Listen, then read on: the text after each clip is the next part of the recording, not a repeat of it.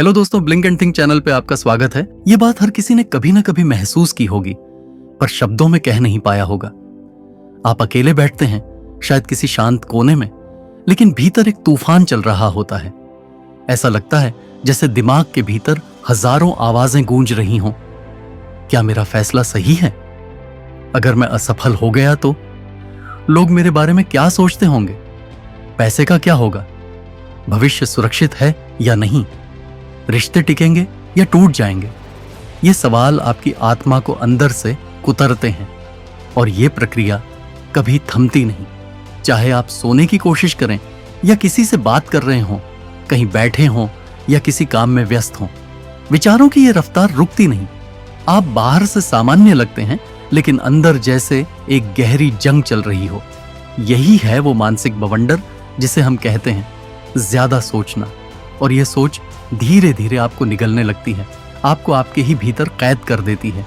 यह अनुभव इतना आम है कि हम इसे सामान्य समझ लेते हैं, लेकिन क्या आपने कभी खुद से पूछा है, यह सोच कहां से आती है? क्या यह मेरी आत्मा की आवाज है या बस मस्तिष्क का भ्रम? क्या मैं इन विचारों का मालिक हूं या गुलाम? क्या मैं इनसे छुटकारा पा सकता हूं, और अगर हां तो कैसे?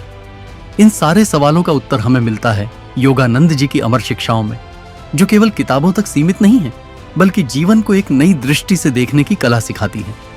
लेकिन इससे पहले कि हम इस विषय की गहराई में जाएं, मैं आपसे एक सवाल पूछना चाहता हूं। क्या आप कभी चुपचाप बैठे हैं और सोचा है कि यह सब सोचने का अंत क्या है? क्या इससे कोई समाधान निकलता है, या आप सिर्फ उसी सर्कल में घूमते रहते हैं, जैसे कोई बंद कमरा जिसमें खिड़की तो है लेकिन पर्दा कभी हटाया ही नहीं गया? योगानंद जी कहते हैं, आपका मन एक अद्भुत उपकरण है, लेकिन जब यह आपका मालिक बन जाए तो यह आपकी आत्मा को बांध देता है। यह पंक्ति अपने आप में इतना गहरा अर्थ समेटे हुए है कि अगर इसे पूरी तरह समझ लिया जाए तो हम आध्यात्मिक रूप से मुक्त हो सकते हैं। ज्यादा सोचने की समस्या केवल मानसिक नहीं है, यह आध्यात्मिक समस्या भी है, क्योंकि जब आपका मन हर समय उलझा रहता है तो आपकी आत्मा की आवाज दब जाती है। आप केवल शरीर और मस्तिष्क बनकर रह जाते हैं, आत्मा का अनुभव खो जाता है। ज्यादा सोचना तब शुरू होता है जब हमारा मन भविष्य को पकड़ने की कोशिश करता है या अतीत को बदलने की। लेकिन सच्चाई यह है कि दोनों ही हमारे हाथ में नहीं है। अतीत बीत चुका है और भविष्य अभी आया नहीं है, फिर भी हम अपना पूरा वर्तमान इसी खींचतान में गंवा देते हैं। और यह सब इसीलिए होता है क्योंकि हमने कभी मन को प्रशिक्षित करना नहीं सीखा। हम स्कूलों में हर विषय पढ़ते हैं, गणित, विज्ञान, इतिहास, लेकिन यह कोई नहीं सिखाता कि मन को कैसे नियंत्रित किया जाए।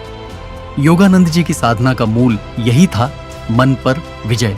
उन्होंने ध्यान, मंत्र, अनुशासन और ईश्वर के नाम के माध्यम से मन को वश में करना सिखाया। और यह कोई काल्पनिक बात नहीं है।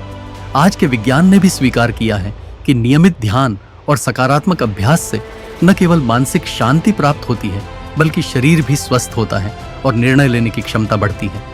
अब जरा सोचिए, ज्यादा सोचने का सबसे बड़ा नुकसान क्या है? सबसे पहले तो यह कि आप थक जाते हैं, मानसिक रूप से टूट जाते हैं। फिर यह कि आप किसी भी स्थिति में पूरी तरह उपस्थित नहीं रह पाते। जब आप अपने परिवार के साथ होते हैं तब भी सोच किसी और दिशा में होती है। जब आप कोई कार्य कर रहे होते हैं तब भी मन अगले काम या समस्या में उलझा रहता है। और यही कारण है कि हम कभी भी शांति का अनुभव नहीं कर पाते, न ही सच्चे आनंद का। योगानंद जी कहते हैं, शांति कोई वस्तु नहीं है जिसे आप बाहर खोजें, यह तो भीतर से आती है जब विचार शांत हो जाते हैं। लेकिन विचार कब शांत होते हैं? जब हम उन्हें अपना स्वामी नहीं बनने देते। इसके लिए सबसे पहला कदम है साक्षी भाव। जब आप किसी भी विचार को आते हुए देखें और खुद से कहें, यह मेरा विचार है, मैं नहीं। आप सोच रहे हैं लेकिन आप सोच नहीं हैं। यह समझ आपको मुक्त कर सकती है। हर दिन कुछ पल अकेले बैठें, आंखें बंद करें और विचारों को आते जाते देखें। कोई प्रतिक्रिया न दें, कोई निर्णय न लें, बस उन्हें देखिए जैसे कोई फिल्म चल रही हो। धीरे धीरे आप पाएंगे कि विचारों की तीव्रता कम हो रही है। और यही है पहला कदम, विचारों से दूरी। दूसरा कदम है जीवन का उद्देश्य। अगर आप सुबह उठते ही यह नहीं जानते कि आज आपको क्या करना है, तो मन खुद ही कुछ न कुछ सोचने लगेगा। और जब उद्देश्य नहीं होता तब मन बेतुकी दिशा में चलता है, डर, कल्पना, निराशा, तुलना, ईर्ष्या। लेकिन अगर आप स्पष्ट हों कि आपको क्या करना है तो मन उसी पर केंद्रित रहेगा। योगानंद जी कहते हैं, अपने उद्देश्य को ईश्वर से जोड़ो, तब वह कभी आपको विचलित नहीं करेगा। इसका मतलब यह है कि जो भी कार्य आप करें उसमें सेवा का भाव हो, प्रेम हो और ईश्वर की चेतना हो। तीसरा और महत्वपूर्ण उपाय है मंत्र जाप। जब मन में हजारों विचार दौड़ रहे हों तब आप किसी एक नाम को पकड़ लें, जैसे AUM, ईश्वर, गुरु या कोई भी मंत्र जो आपको शांति दे। उसे धीमे धीमे दोहराते रहिए। शुरुआत में यह कृत्रिम लगेगा, लेकिन कुछ ही दिनों में आप अनुभव करेंगे कि इस नाम का जाप एक सुरंग है जो आपको भीतर ले जाती है, उस स्थान पर जहां कोई विचार नहीं है, केवल शांति है। योगानंद जी ने यह भी कहा कि प्रकृति के साथ समय बिताना भी मन को स्थिर करता है। अगर आप रोज कुछ देर प्रकृति के बीच बैठें, पेड़ों के नीचे, नदियों के पास, खुले आकाश के नीचे, तो मन स्वतः शांत हो जाता है, क्योंकि प्रकृति में कोई जल्दबाजी नहीं है, कोई अशांति नहीं है। वहां सब कुछ अपने समय पर होता है। पेड़ बढ़ते हैं, नदियां बहती हैं, पंछी गाते हैं, लेकिन बिना किसी चिंता के। यह वातावरण मन को सिखाता है कि जीवन को कैसे जिया जाए। अब बात आती है, इसे रोकें कैसे? इसका उत्तर केवल एक शब्द में है, साधना। हर दिन की जाने वाली, ईमानदारी से की जाने वाली साधना, चाहे वह ध्यान हो, मंत्र जाप हो, आत्मनिरीक्षण हो या सेवा भाव, यह सब आपके मन को प्रशिक्षित करने के तरीके हैं। शुरुआत में मुश्किल लगेगा, लेकिन धीरे धीरे यह आपकी आदत बन जाएगी और एक दिन आएगा जब आप खुद से कहेंगे, अब मैं सोचता नहीं हूं, मैं बस अनुभव करता हूं। अब जरा सोचिए, वह दिन कैसा होगा जब आप सुबह उठेंगे और कोई डर नहीं होगा, कोई उलझन नहीं होगी। आप पूरी ऊर्जा से भरे होंगे, शांति से मुस्कुरा रहे होंगे और हर पल को पूर्णता से जी रहे होंगे। यह सपना नहीं है, यह सच्चाई बन सकती है अगर आप आज शुरुआत करें। योगानंद जी कहते थे, जो अपने मन को जीत लेता है वह संसार को जीत लेता है। और यह जीत बाहरी युद्ध नहीं है, यह एक आंतरिक क्रांति है। एक ऐसी क्रांति जो आपको आपके वास्तविक स्वरूप से परिचित कराती है, जहां आप केवल शरीर या विचार नहीं हैं, आप आत्मा हैं, शांत, उज्जवल और स्वतंत्र।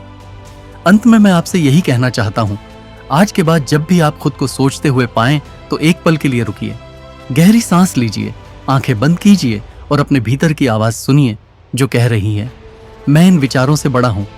उसी आवाज को सुनते रहिए, उसी पर टिक जाइए और देखिए कैसे धीरे धीरे विचारों की भीड़ पीछे हटने लगती है। यह जीवन बहुत सुंदर है, इसे सोच सोच कर बर्बाद मत कीजिए, इसे अनुभव कीजिए, हर पल को पूरी तरह से जिए। और अगर आप अब भी सोच रहे हैं कि क्या मैं ये कर पाऊंगा, तो बस यही कहूंगा, सोचिए मत, शुरुआत कीजिए, क्योंकि यही वो क्षण है जब आप अपने भीतर की कैद से बाहर आ सकते हैं। मन को शांत करना केवल एक अभ्यास नहीं है, यह एक नई शुरुआत है आपके वास्तविक जीवन की, और यह शुरुआत अभी से हो सकती है। अगर आप तैयार हैं तो यह संसार भी आपको तैयार मिलेगा। चलिए अब सोचिए मत, बस शुरू हो जाइए। अंत में जब आप अब तक सब कुछ सुन चुके हैं, जब आप इस मन के रहस्य को थोड़ा समझने लगे हैं, जब आपके भीतर ये आवाज उठ रही है कि अब वक्त आ गया है खुद को बदलने का, तो मैं आपसे दिल से एक छोटी सी विनती करना चाहता हूं।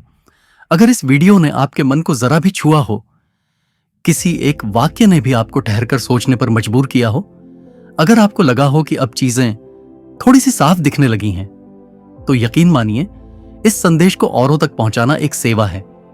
इस चैनल को सब्सक्राइब कीजिए, क्योंकि यहां केवल वीडियो नहीं मिलते, यहां आपको आत्मा की पुकार मिलती है।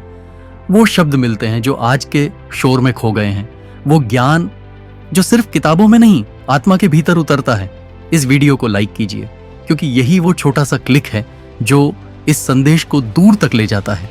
और अगर आपके आसपास कोई ऐसा व्यक्ति है जो आजकल चिंता में डूबा है, जो नींद नहीं ले पाता, जो अपने विचारों से थक चुका है, तो यह वीडियो उसके लिए एक चमत्कार बन सकता है। उसे भेजिए अपने परिवार, दोस्तों या किसी अजनबी तक भी, क्योंकि आप नहीं जानते, आपका एक छोटा सा शेयर किसी की जिंदगी में रोशनी बन सकता है। और याद रखिए, यह सिर्फ एक वीडियो नहीं, यह एक शुरुआत है। शुरुआत खुद को खोजने की, शुरुआत अपने मन से आजादी की। तो चलिए एक साथ कदम बढ़ाते हैं, और जब अगली बार मिलें तब आप वो व्यक्ति ना हो जो सिर्फ सोच रहा है, बल्कि वो हो जिसने खुद को बदल डाला है।